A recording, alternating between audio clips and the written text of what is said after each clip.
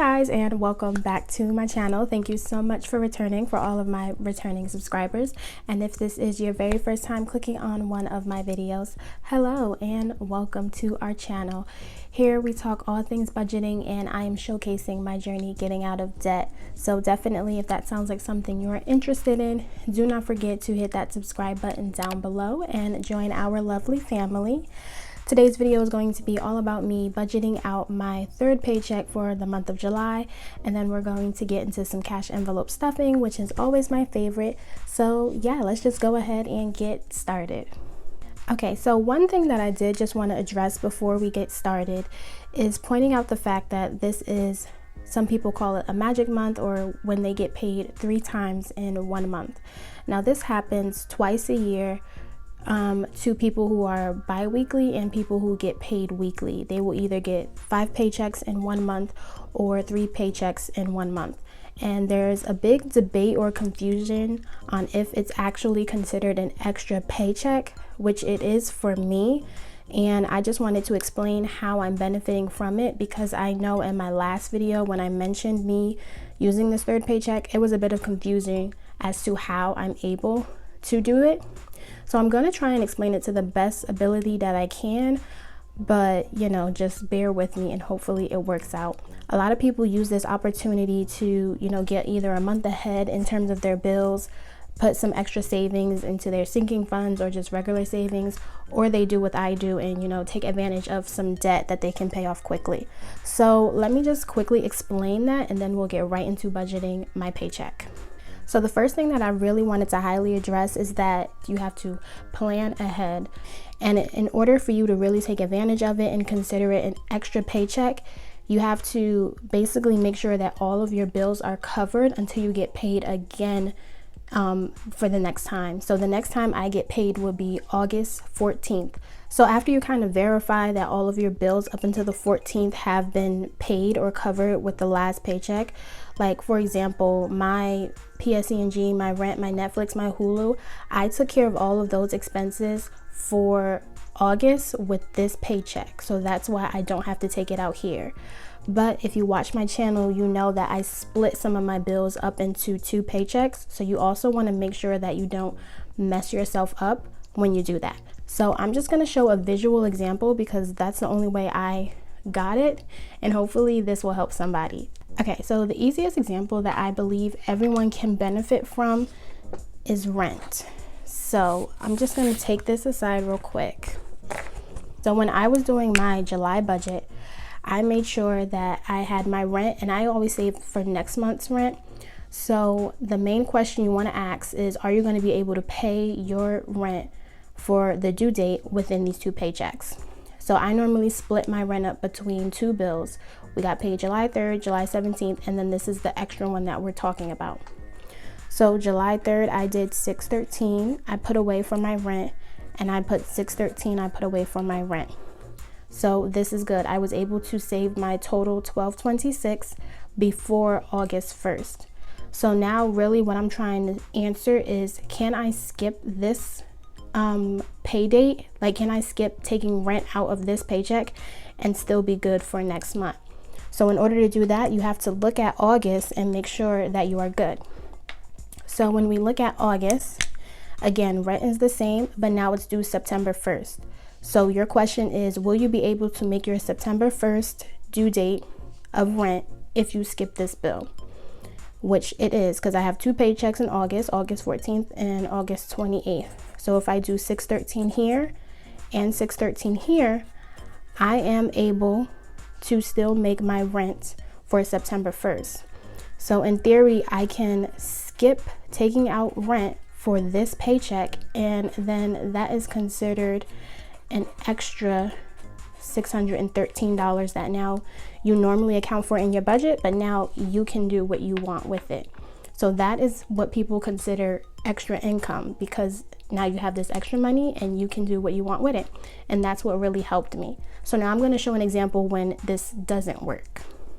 Okay, so now I have a new example, and this is in regards to my car insurance. So when I set up my July budget, I pay $211 every month for my car insurance, and it's always due on the 25th. So when I do my first paychecks, am I able to make my July 25th payment? And that is true. So I will put 105 here and I do 106 to make that total 211. And both of these are before the 25th, so I'm able to make the payment. Now, can I skip this and not mess up my August budget? So now let's go ahead and look at August. So for August, we see it's still due on the 25th, but it's next month, and the same 211 is due. So here, August 14th is my payday and August 28th is the payday. So I will not be able to split my bills and still make the payment because clearly the 28th is before the 25th.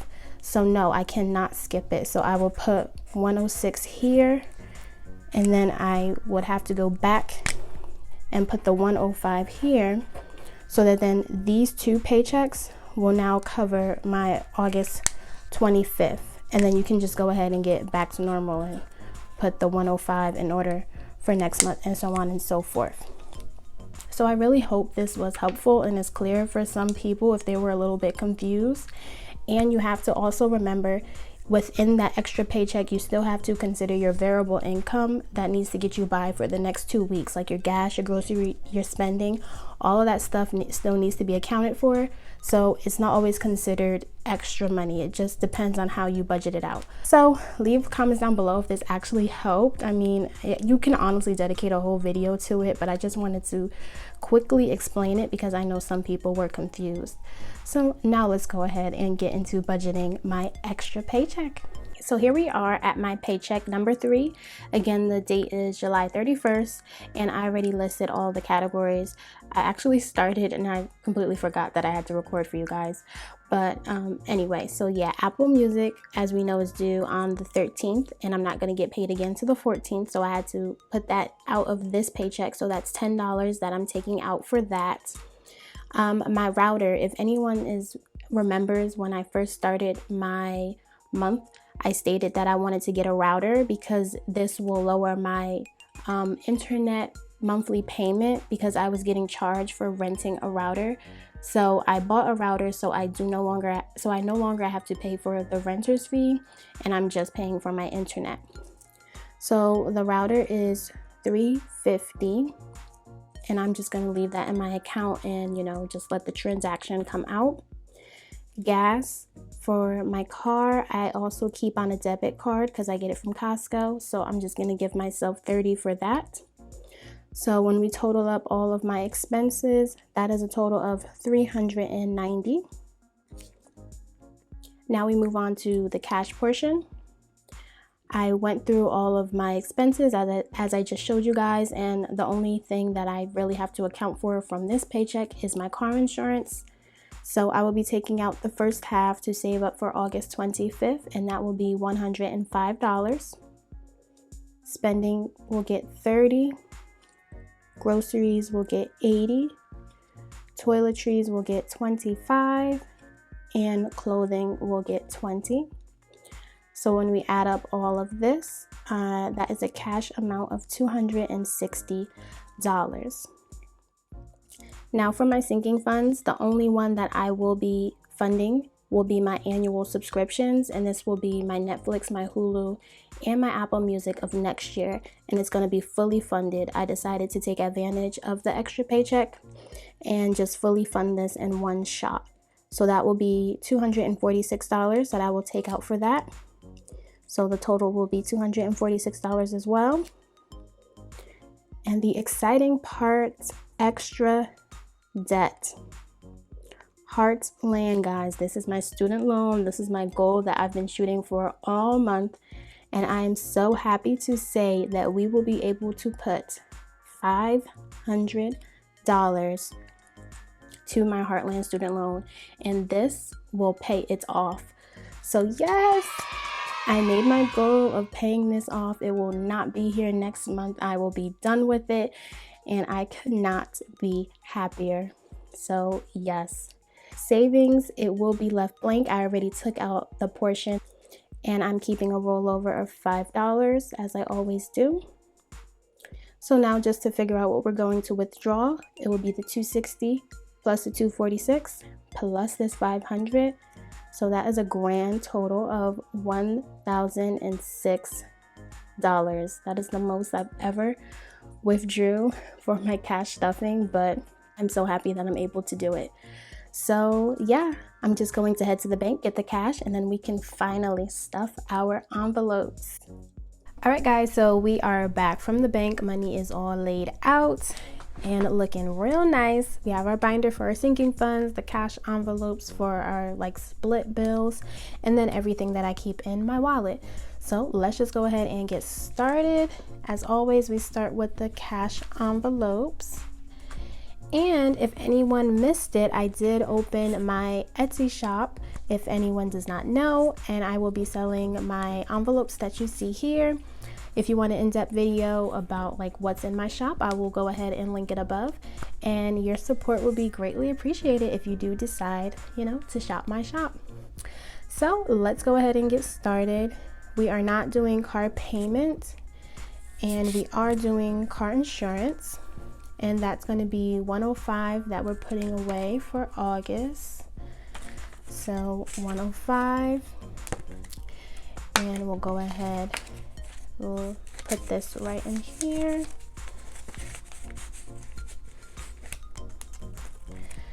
Great Lakes is also not being stuffed today, so that's it for my cash envelopes. Everything else I will be able to handle with my next 2 paychecks. So that is that. Now let's go ahead and get into our cash dividers. So first up, we have spending, and that is going to be $30. So we can just do a 20 and a 10 to make 30, and we'll go ahead and add that right to this. Moving on, next is groceries, and that will be 80, and I like to do it all in 20s. 2, 4, 6, 8. Okay, and we can add that right here. Toiletries is next. That's $25. So the 20 and a 5. And add this here. Next is clothing, and that is $20. So put the 20 and add that right on here. Eating out and miscellaneous are just going to be not stuffed. They will just remain empty. And I just go ahead and put these right back in my wallet. I do weekly check-ins, so that's how I keep track of my money. So yeah, just go ahead and add this right in here. And now we can move along to our sinking funds. So within the binder, we know that the only sinking fund that we are funding today is our lovely annual subscriptions. I'm so happy to, get this done with. So I took it out in 50s for the 200, and it should be 246. So it should be all of this. So that's 100, 200, 150, 200. So 20, 40, 45, 46. 246. I've never saved up for my annual subscriptions for the entire year, so excited to see what's gonna happen and how my budget will look when I don't have to accommodate for that. So last thing that we have here is just going to be for our debt snowball. So let's just go ahead and get to that. And we get a lovely $500. So let's just count this. Make sure it's 5. 1, 2, 3, 4, 5. Okay. So now we can go ahead, take out what is in here, and get a full count of what we were able to save up. I needed $890 to pay off Heartland, and this should be $890. So 100, 200, 300, 400, 500, 600, 700, 800, 850, 870, 880, $8.90. This, I am so happy that I can pay this off. Heartland is going to be done. I've been hanging on to this student loan for what, 2 years? And now I'll be down to my main 2 debts that will probably take me some time to pay off, but I am so happy. So I will just put this right back in here and I will deposit it this weekend and, you know, pay that off. So that is all of our envelopes, guys.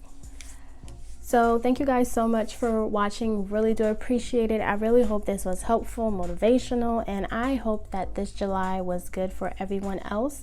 I am looking forward to August. So please remember to like the video if you enjoyed, leave some comments down below, and do not forget to subscribe to the channel. And I will see you all next time in my next video, guys. Bye.